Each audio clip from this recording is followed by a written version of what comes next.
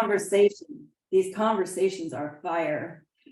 Our next guest, our next guest is going to blow your mind. This woman, she's connecting. I can see it. I can see it coming. Our next guest is going to blow your mind. Her name is Malia Lazu. She has always been a woman that I look to for how to be more engaged in the world. This woman is an activist. She's an entrepreneur. She's a person who believes that the world is created for all of us, not some of us. And if you want someone who is going to activate your inner activist, this is the woman you should be hanging with today. And so I'm so excited to bring Malia to the stage. If you can unmute yourself, my love. She is going to take you on a journey that you are going to adore. I know it. And I'll be back in the background. And I'll be here whenever you need me. I'm so excited for this conversation. Thank you for being here. Thank you for the work you do in the world. You inspire me all the time. Whenever I get tired of lifting, whenever I get tired of how do we move the movement forward, I think of you and all the work that you've put in, working for Harry Belafonte, working for some of the great civil rights leaders and doing some of the most incredible things in the world. So I'm going to let you introduce yourself and take it away, Malia. I am so thrilled for people to get to know you. Suzanne, thank you so much. And thank you for holding this space for all of these fabulous panelists and folks. Hello, everyone. Thank you so much for joining me and being a part of Future Her. When Suzanne was prepping me for this conversation, one of the questions that you wanted us to sort of breathe into as we prepared our remarks was this idea of how would business be different if women have been involved from the beginning. And I have a lot of ways I think it would be different, definitely more equitable, but I sort of ended on this idea of a co-op, and that it would be some type of flat structure that allowed workers to share ideas and to have their voice heard. And as I thought about the woman's impact and the feminization of power and how that looks, it really made me start thinking of what it means to be an activist, what it means to be someone who decides that whether or not we're included, we will be included, whether we're invited or not. And it's a real honor to be holding this space. As Suzanne said, I've worked for Harry Belafonte. I consider myself an organizer on that journey. I have started nonprofits. I have started businesses. I've been a bank president. I now help drive capital to women and minority enterprises. And every step along the way, I think what defined me and the work I wanted to do is this idea of activism and who needs to be included. And when I think about how I started and why I started, it starts with my own family's culture. I come from, blood, both my mother and father, Black, Puerto Rican, Italian, we're feisty cultures. But the other thing that we don't do is take oppression lightly. We don't hold our tongues, right? Italians aren't necessarily known for holding their tongues, and nor are Puerto Ricans for that matter, whether that's politically or culturally. And so the idea of going day to day and just being okay with not being included, being okay with the oppression that we feel every day was not an option I could make. It wasn't a jacket that fit. It was a bag that was too heavy. And so needing to change that, or at least change what I could about it, really became my life's work. So the story I want to start with was when I was a child. I was in my early teens. Um, I was 13, I think, and my mother bought me the autobiography of Malcolm X. And those of you who haven't read that book, you absolutely should. And in it, Alex Haley helps Malcolm X tell his story about his journey, how he comes from, being a child who found the streets and who got into some trouble, to becoming a part of the Nation of Islam and leading in that space, to eventually finding Islam and having an experience at Mecca that had him see that this solution is multiracial.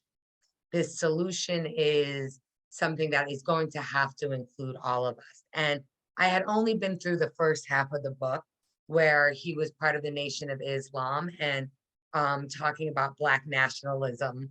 And I went down to my mother and I said to her, we have to self-segregate the house. My mother's white. And I said, being a white woman, you just can't raise me to be a strong Black queen. And I love starting with that story because it highlights, I think for people who want to be activists, you feel it early on. Injustice doesn't fit at any age. And wanting to make sure that you're part of that fight is what makes activists inherently unique. So, what is activism? I think ultimately activism is taking action at any level to change and to drive change. So that's agnostic, right? You can drive change for what I consider good and inclusive, or you can drive change to exclude, right? We're seeing a retrenchment as the LGBTQIA movement, Happy Pride, starts gaining more power, right? All of a sudden, we as Americans can't learn how to use different pronouns, right? There's activism in ways to exclude people. And there's also activism to include people. And that can be done on any level. But I think it's life's, when I first got started on my journey, I started this organization called Mass Vote. And I was 19 years old. And what I really wanted to do was I wanted to have a hip hop concert in the city of Boston. And in that concert, I wanted to register people to vote. That was my passion. Well, in 1996, you couldn't have a hip hop concert in Boston. I'm not sure if you could have one now, but you definitely couldn't have one then. And I was told that very clearly by the city when I was trying to get a permit. The funniest part about me trying to do this concert in Boston Commons was that I was working with the Normal guys who at the time were the leading marijuana advocates. And they throw a party every year in the Commons called Hemp Fest. And you could go there and you could smoke weed legally. Well, not legally, but you don't get in trouble. And it's a whole day of sort of chilling out. And so I was going to do the concert the night before or the day after, depending when I could get the permit so I could use their stage. And so when the city of Boston said, no, we're not going to give you a permit for hip hop, I asked, how did they get a permit knowing that you're going to smoke weed, right? It became very obvious that it was who we were inviting, which is what the city of Boston totally said. It was like, well, the audience you're bringing in, blah, blah, blah, blah, blah. And so rather than just deciding that the city wasn't ready for it yet, or that there would be, another time, I decided that I was going to start a nonprofit that was going to get young people to vote, and we would vote in a new mayor.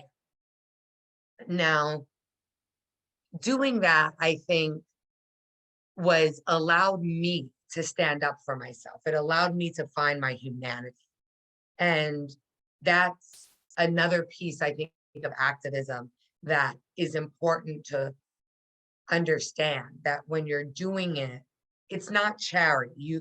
Even if you're an ally doing activism, it's that you're finding your own humanity in the work. Because if I need to fight for you, then I'm losing out on something because you're not here with me, right? And it's important to remember when you're doing activism that it's as much for your humanity as it is for anyone else. So, what is activism? I like to think about activism as action based, right? It's action, activism, the very core of the word. So, is signing a petition activism? I wouldn't say so, right? I wouldn't say so. But is asking a question how your children can learn about diverse lived experiences that you might not have reflected in your neighborhood?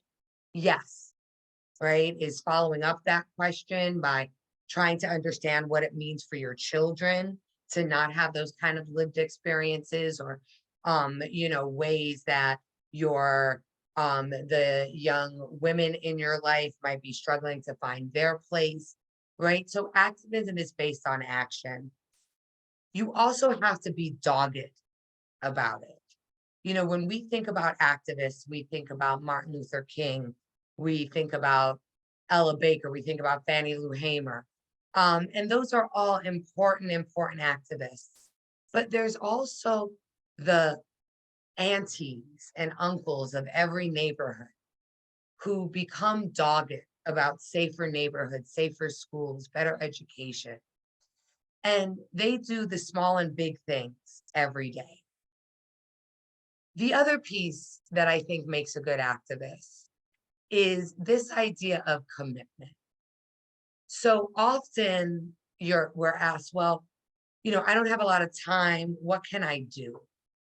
And I think that's a cop-out, right? Because activism, you can just integrate in how you are busy, right? So if you're busy at work, how do you fight for change there, right? If you're busy with your children and the things they do, how do you ensure that you're raising children to also continue to fight for change? So when you're thinking about activism, I think you want to think about it as what will my commitment be? What am I going to stick to? What am I going to be dogged about? And then the question becomes, how do you do that? So I'm going to use an example for myself, which is people with disabilities in the disability community. That is a place where I have chosen to be an activist and where I'm also an ally. I am an able-bodied person. I am mentally and emotionally stable thus far. And therefore, when I work with the disability community, I have to act as an ally, right? I have privilege in this space. And so the way I like to think about how you can be an activist for communities, really that you're either from or not from, because you may think you know what your people need, but you also might be wrong, is a process I call the 3 L's. Listen, learn, and take loving action. And this is something that I run through with my clients. This is something that I run through with my own self. This is something that I try to think about. It's how you get into right relationship. And so the first thing you want to do is you want to listen. And that you do silently, right? Often when we come into a community, we think it looks good and it feels good and it sounds good to say, what do I need to know? Help me learn. And the fact of the matter is that that's burdening the very community that you are trying to engage. And you need to do some catch up if you don't know the community. And what's great about listening and doing that privately is that you can do it through books, podcasts, however you listen, however you hear, right? And what this also means is that you're not asking questions just yet. You might be Googling something, right? But really what you just want to hear is how the community has been talking about things. So in my case, when I was getting involved with people with disabilities, I had some friends who are people with disabilities and advocates, and it was the 30th anniversary for the Americans with Disabilities.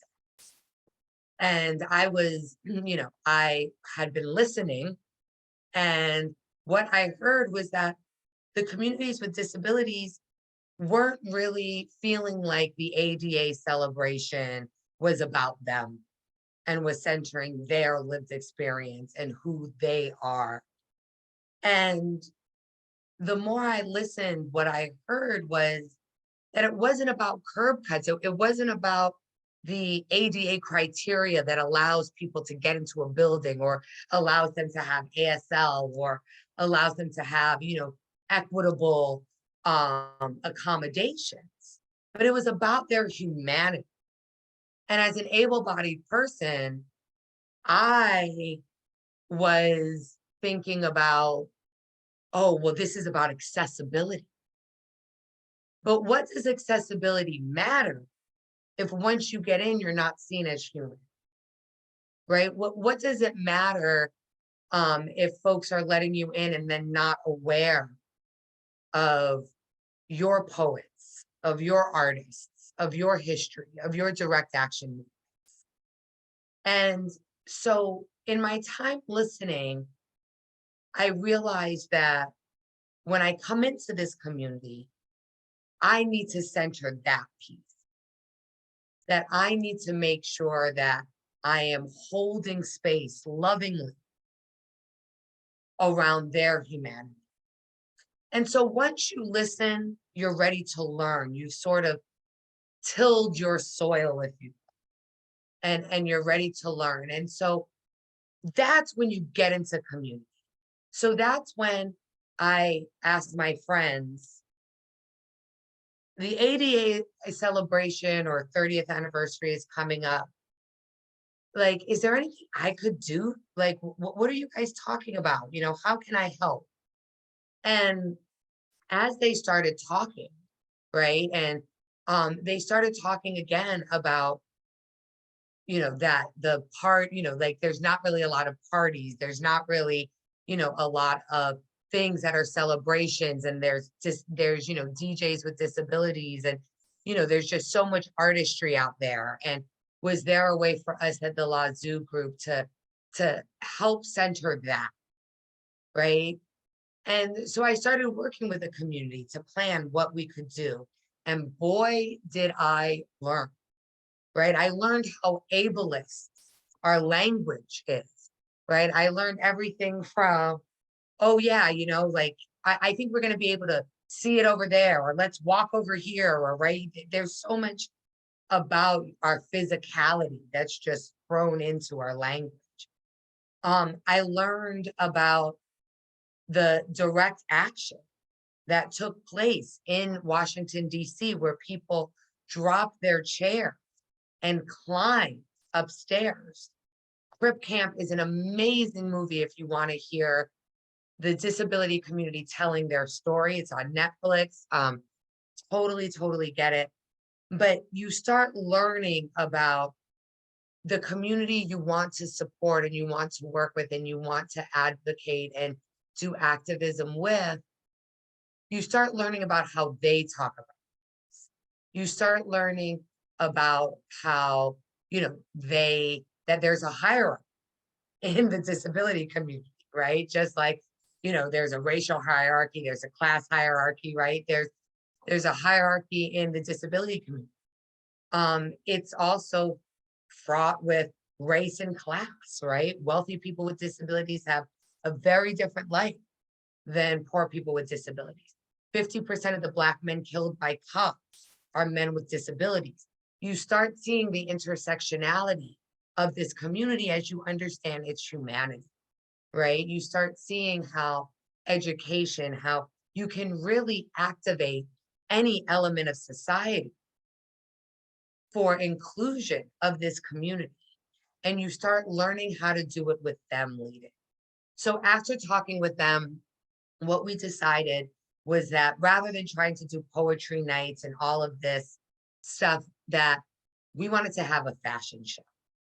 Because one of the barriers that kept coming up when we were talking about events was this idea that, you know, like there's not even cool things to wear. Like there's, how do certain people find gala gowns, right?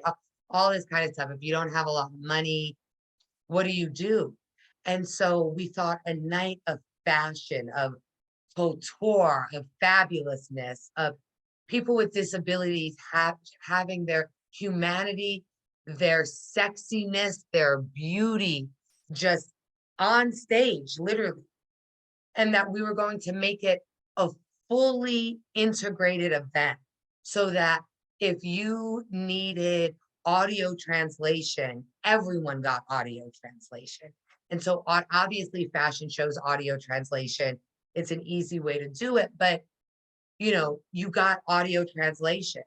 The ASL interpreter was on a screen above the stage, so everyone was getting ASL interpretation. We also did it in a way where we could move seats. So often people with disabilities are put in a certain part of the theater, and if they have able-bodied guests, there may be a movable chair that they can sit.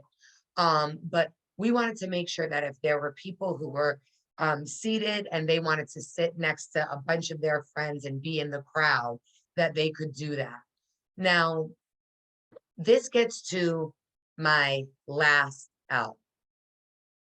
We decided that this integration was love of this community, that this wasn't an able-bodied world doing an event for communities with disabilities, but similar to what business would look like if women were included. What would a fashion show look like if it was being organized by people with disabilities? And that's the third L. Taking loving action. You first listen with your head and heart, you then learn with a community, and then you take loving action. And for us, this fashion show was going to be something that was going to be nothing but love for the disability community. We wanted able-bodied people to feel that they were being accommodated for, that they were not the norm in this space. And that actually, when we got into the seating, when we got into thinking about stages that wheelchairs can spin on that aren't, so big that we can't get seats in there. When we started thinking about safe rooms for people who might need to go to a place that doesn't have as much stimulation. These things cost money. And our sponsors like New Balance, the Boston Foundation, Arts Emerson were willing to spend. They were willing to give to make this work. And we were able to throw this amazing event. You can find it on YouTube, and Suzanne, we can put the link into the follow-up and everything. But that to me is what activism looks like. And while I'm telling you the story from my perspective as the organizer / activist, there were many people who just helped make this work. The head of Arts Emerson, David House, he wasn't in as deep, but he made sure that Arts Emerson had the resources they needed to build the runway and build the theater the way we needed it to be built out for the fashion show. So he was going to take that L when it came to the budget, right? Same thing with New Balance. They were going to write that check, even though folks were probably not wearing New Balance shoes doing this work, right? Or doing the show. And then we had our fashion designers who curated looks for 12 models. And these models all had differing abilities. And the designs were made to be able to work with their abilities and still be fashionable and beautiful and amazing. We also had some designers with people with disabilities who were designers. And these folks were also coming in, giving what they could for that moment. None of the designers charged us for what they should have as we were commissioning outfits. One of our models got engaged, and our designer designed her wedding dress so that she could be beautiful in a seated position with princess everything, but then, comfortable velour in the back. They were being activist, right? They were making sure that the community asked for something, and they were going to get all the resources for them to get it. And that night, as we were literally setting up chairs for able-bodied people so that the people that they could sit with their friends in wheelchairs, what you felt there was an integration that has not only changed the way our designers do work, not only changed the way Arts Emerson thinks about how they do theater when it comes to accessibility, but it gave everyone a chance to be human.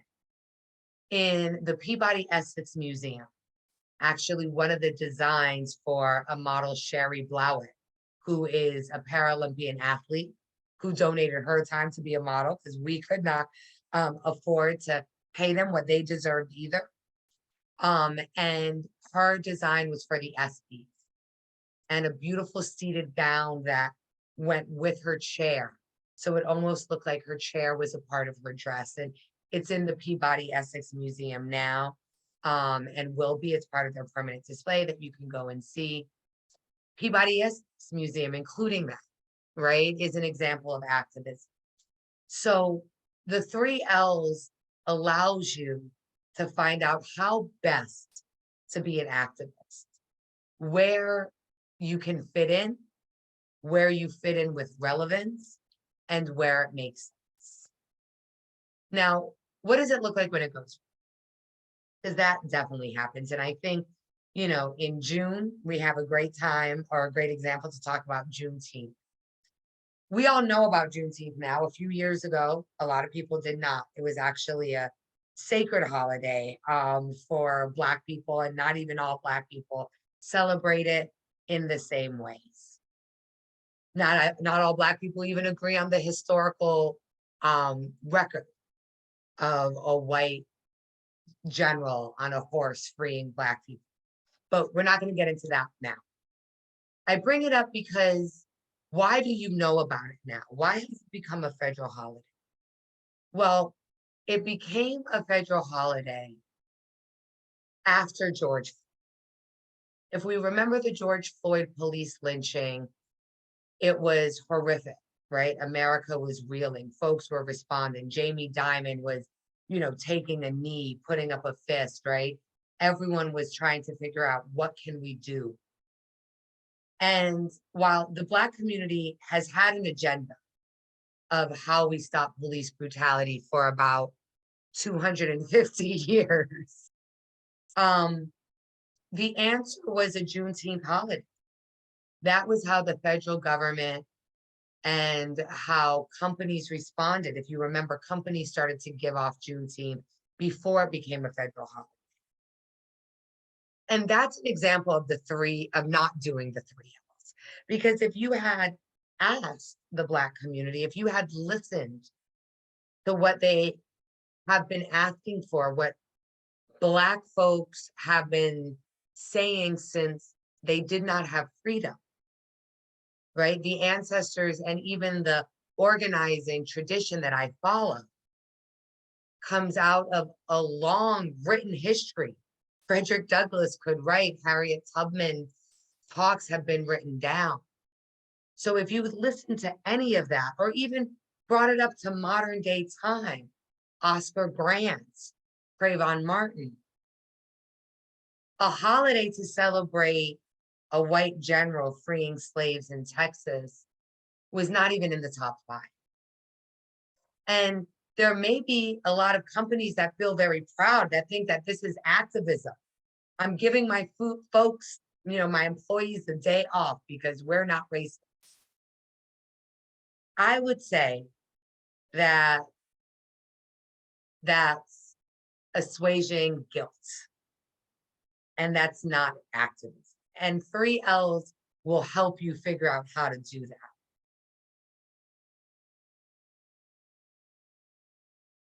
Where do you find it in yourself? I think activists have a relationship with their own integrity that makes it hard to just go along, that makes it hard to just look out for yourself, that makes it hard to know that complicity is why we're still here. And there's this amazing book called Being Integrity, and I highly recommend it. But one of the things that she talks about in the book is, how do you walk in integrity? And you start by making small decisions, right? You don't start by changing your entire life per se. You start off finding the places where you're not in integrity and figuring out why, right? And I know we like to think that most of us do walk in integrity, and that's true. But when it gets hard, or are you always telling the truth? And this author went on this journey for 1 year. She did not lie. She lost some relationships. She suggested in the book that people don't do it that way. But what it highlighted was how often she wasn't necessarily honest. And if we really sit with ourselves and we sit with our heart space, I think there's places where we say it's okay because it's the way it is. But if we're actually going to ask, does that mean that we're standing in integrity right now? We may have to say no. We may have to say no. And journaling about the decisions you've made in your life and why you've made them.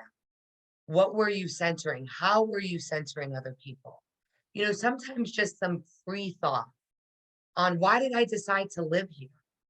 Why did I decide that I needed to make money before I could do good?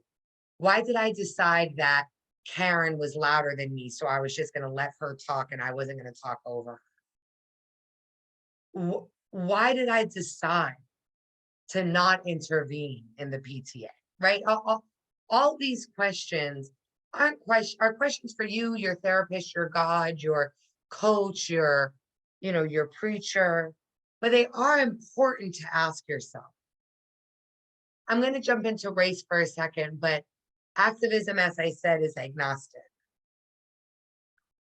So 75% of white Americans don't have one non-white friend. And when I think about authentic activism, and I think about the role race plays in so much of the injustice, whether you believe in education, immigration, healthcare, climate,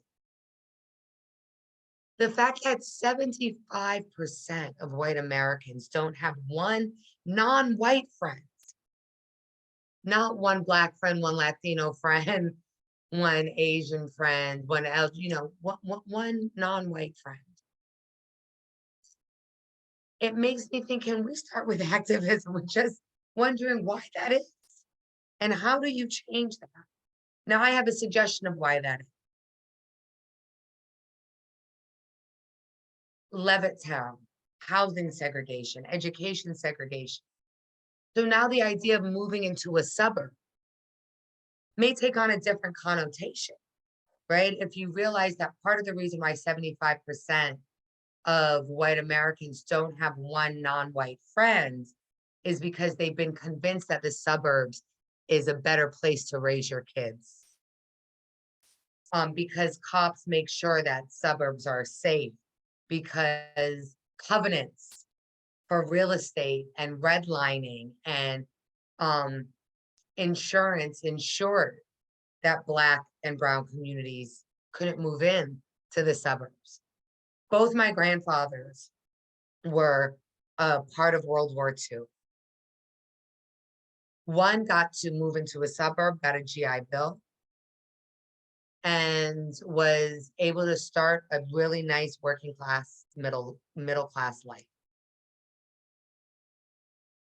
My other grandfather was not afforded any of those opportunities and returned to Harlem to find his way.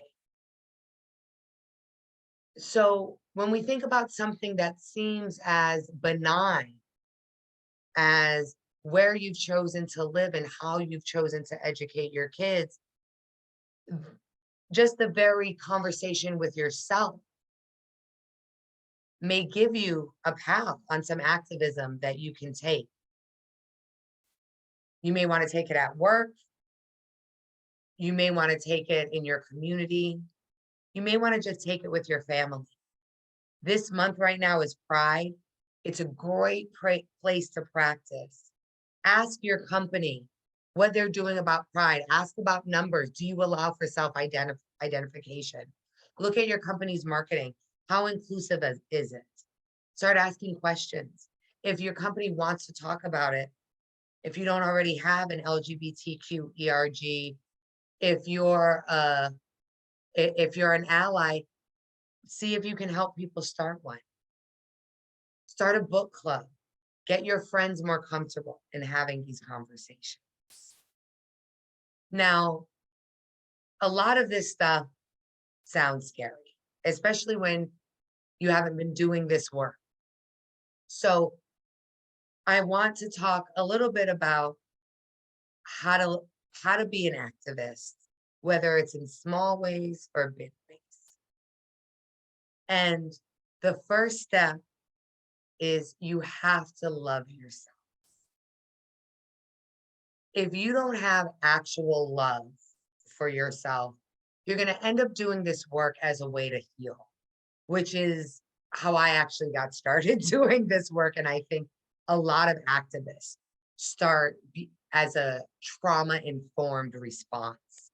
This idea that I'm the best reaction to the racism, sexism, and oppression I'm feeling is to fight it. But what I also had to learn how to do is how to love myself as a Black woman, is learn how to love myself as a woman who, who comes from a certain class structure, right?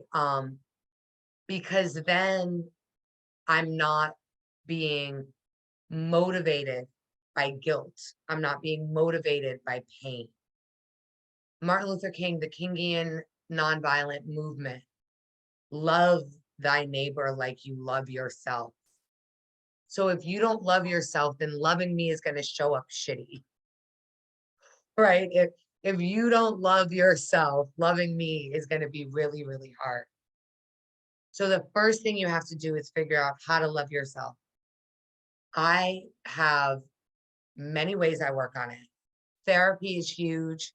Groups of friends, girlfriends that you can talk openly, honestly about your imposter syndrome, about places that you would like to grow confidence.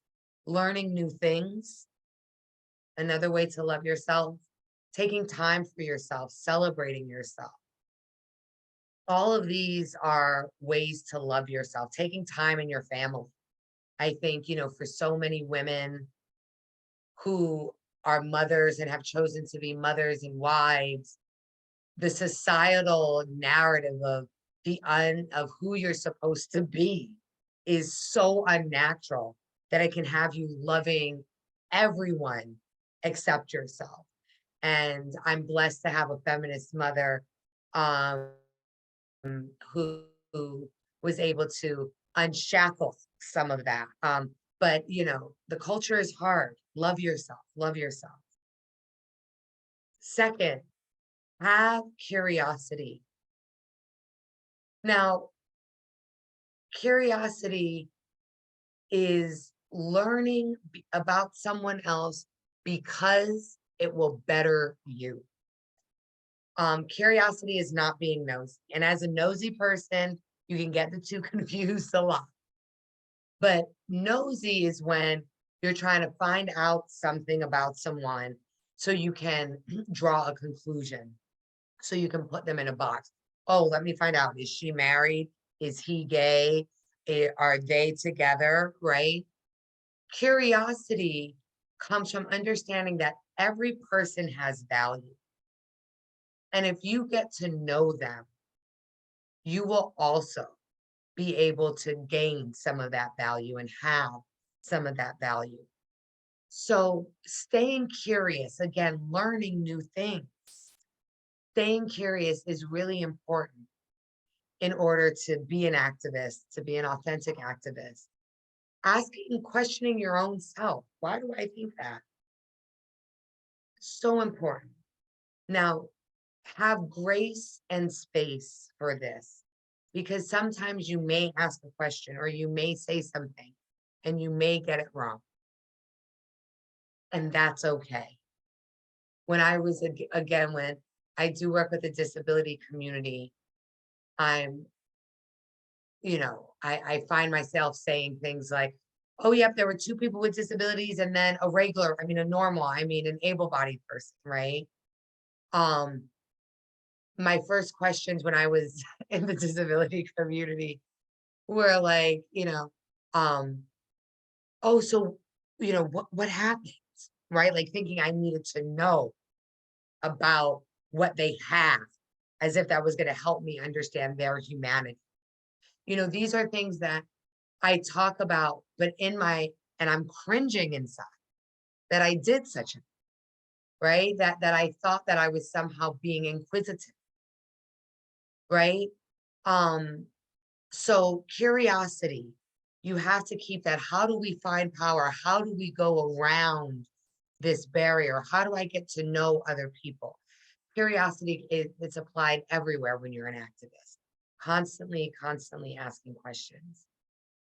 And then the last piece is having a community that holds you accountable. When you start doing this work, it can be really easy to pat yourself on the back for doing small and simple things. And you want a community that's going to help you continue the work in perpetuity, because that's what this work is. Just like salvation doesn't come like amazing grace as much as we and he had hoped it would. It comes with practice. It comes with having people help you. So get a crew together, find your accountability buddies, call us at the Lazu group. Find ways to hold yourself accountable in being an activist. There, you will find your home. You will find your strength. You will find your inspiration, and you will also find your good ideas when you're out of it. So I'm going to close here and just thank Suzanne so much for this space where I could wax philosophic about being an activist, about how much I love being an activist, and about why it's important to think about it with intention.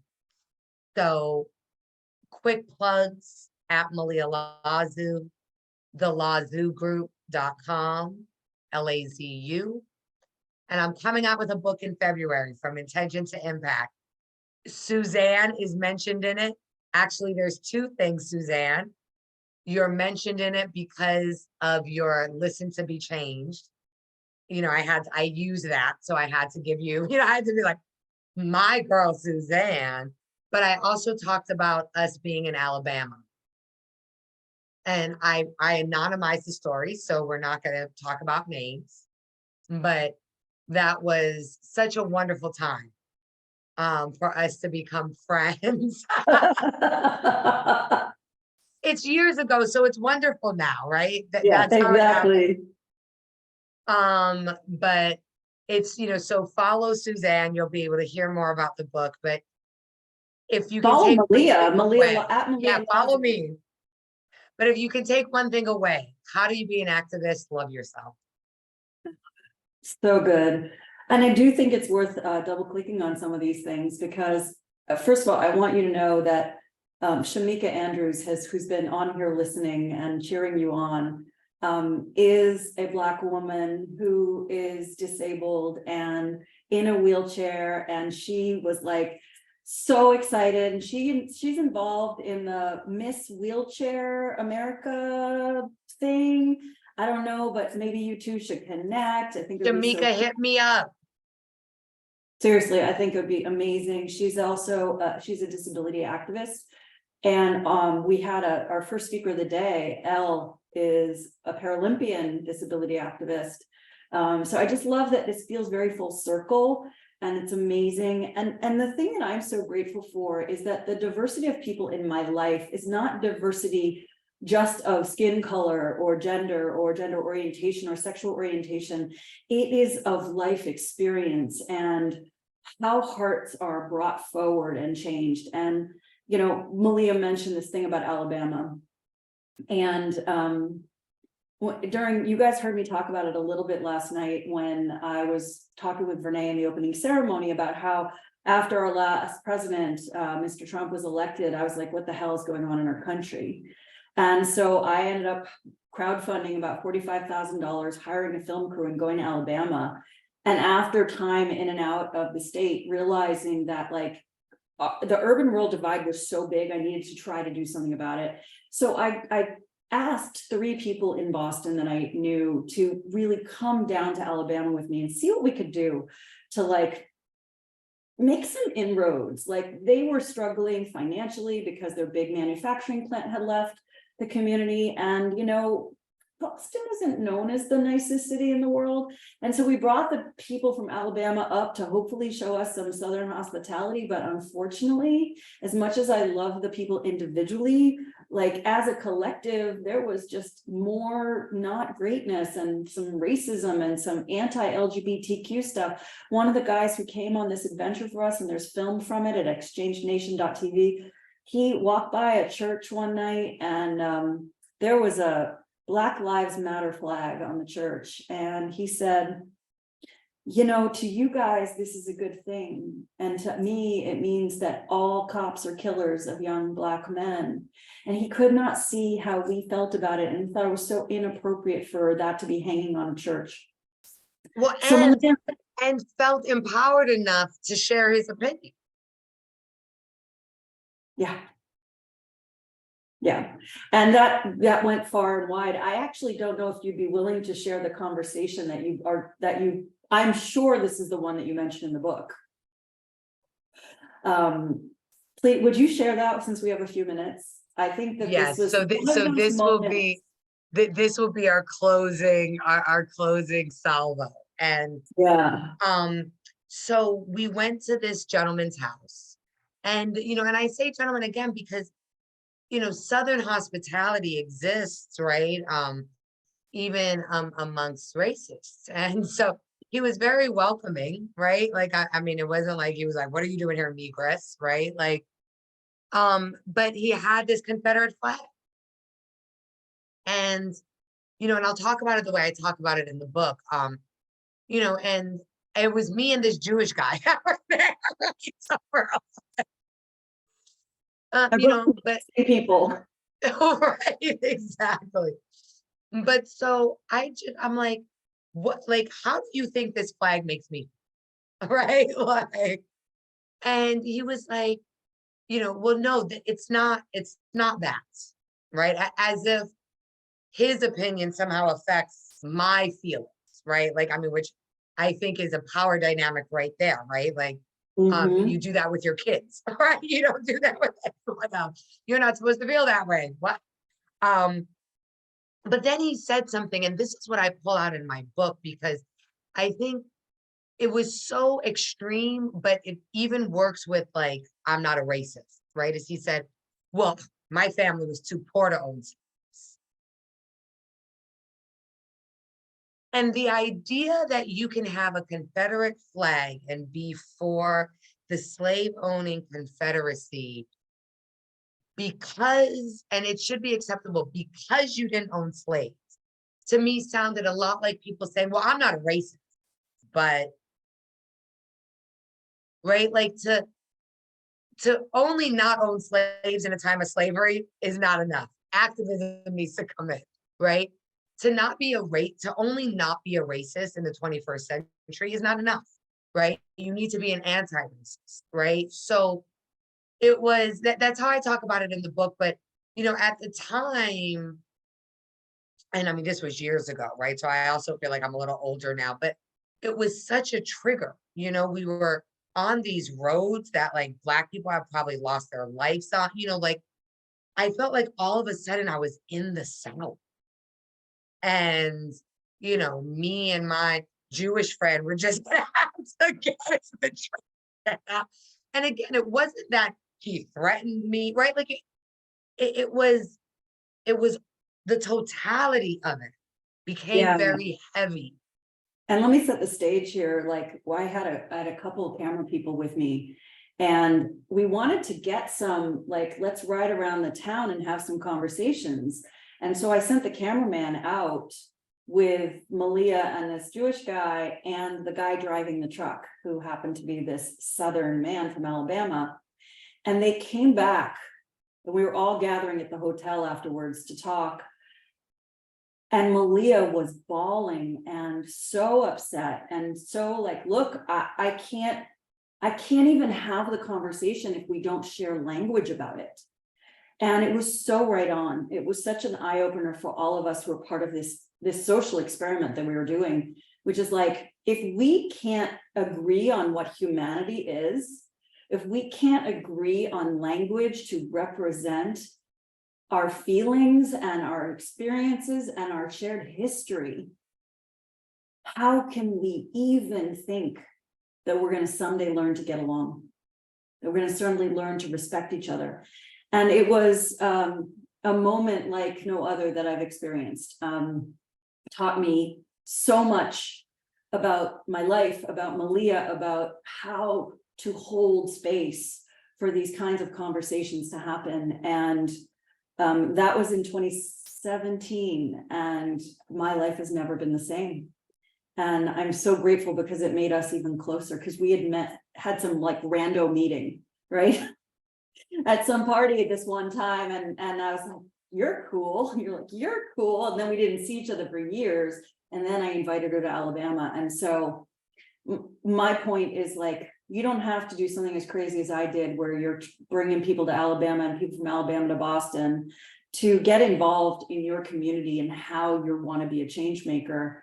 But I love Malia's advice, the 3 L's: listen, learn, act from a loving place. Is that right? Yeah, take loving action. Take loving action. Exactly. And that is something that we can all learn from. And let me just say that, I have a lot of very unique and interesting individuals in my life. And Malia is probably one of the leaders of the pack in terms of how she sees the world. I want to just take 1 minute to talk about your experience being a president, at a bank that was trying to figure out how to create community banking that supported the people in the community. So I don't know how many of you bank at a community bank, but so many community banks are still operating from a place of like, how would white people want us to bank? And not in the community. So can you just share a little? We won't name names because we're bigger than that, but oh my goodness. And Malia brought me in to help work at this bank. And I'm so glad I was on the inside with her to support her through this very traumatizing experience. Well, I'll let you say all that. What I will say is that, my opportunity working at a bank, and also now I work with banks, right? There's opportunity there in how we do the banking. So, what we were able to do, and the CEO was so supportive of my work when I was there, was really, how do we do community underwriting differently? How do we bring banking into the community, not the community to bank, right? How do we flip that dynamic? And so, I mean, we were doing non-customer PPP loans first round when other banks were touching folks. We were the first bank in New England to do, to do community underwriting, zero consideration loans for Black and brown businesses. So, I think again, it's an example of the change you can make, when you're actually given the levers of power. And we made change, and then we got out, and now we continue to love our lives. And, Malia, for the everyday person who wants to be educated on how to step out of themselves, I talk about being I-centered versus being other-centered. And some of us were born I-centered and need to become more other-centered. And some of us were born other-centered and need to become I-centered. I was born other-centered. I've had to work on my I-centeredness my whole life and learn how to take off my victim glasses and put on my victor glasses and boom, go for it, right? And so how you are like, for me, you're like a history lesson. Every time we get together, you're mentioning someone I've never heard of. I'm like Googling while I'm talking to her because I've got like, who the hell was that? What's a great resource where people can start their journey, not necessarily around one particular topic, but you mentioned being intentional earlier. I can't remember what it was called. Being in integrity. Being in integrity, like, is that a great place to start? And who's that by? I mean, I loved that book. That book was really good for me. I think that, you want to start.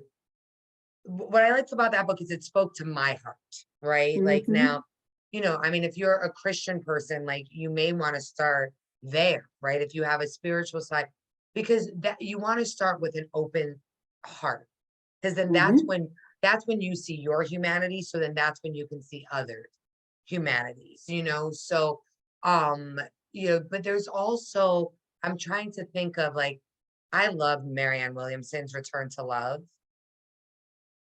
I think that's a great place to start as well.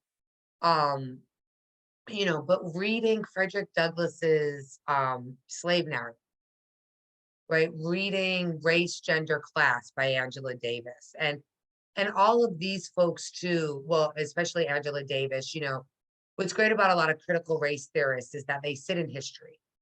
So they'll pull from white history, Asian history, right? Because history is the lens, right?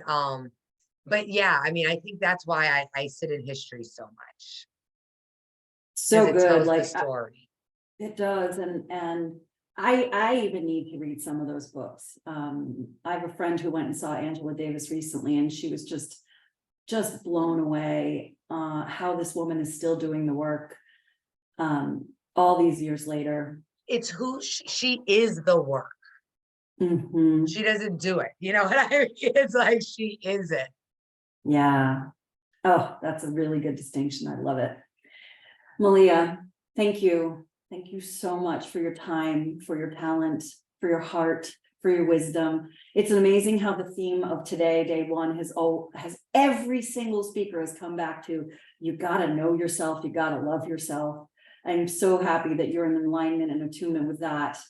Thank you again for being here. Thank you for being part of the Future Her experience. Mwah, I love you so much. Love you, and I'll see everyone later. Have a great rest of the day. Bye.